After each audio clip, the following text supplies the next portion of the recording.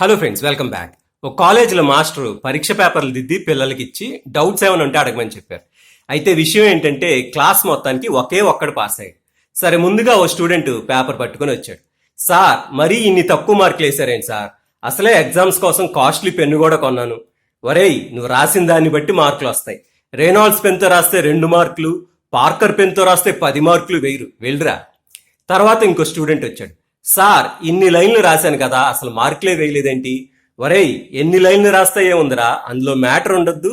ఇప్పుడు దారం ముక్క ఒకటున్నా పోగే, ఇన్ని పోసినా పోగే, వెళ్ళరా. తర్వాత ఇంకో స్టూడెంట్ వచ్చాడు. సార్, ఒక్క మార్కే తగ్గింది, ఆ ఒక్క మార్కు వేసేస్తే పాస్ అయిపోతాను. ఒరేయ్, నువ్వు పరీక్షలో పాస్ కావాలంటే ఒక్క మార్కు చాలు, కానీ జీవితంలో పాస్ కావాలంటే నీకు కావాల్సింది మార్కు కాదు, మార్పు, వెళ్ళరా.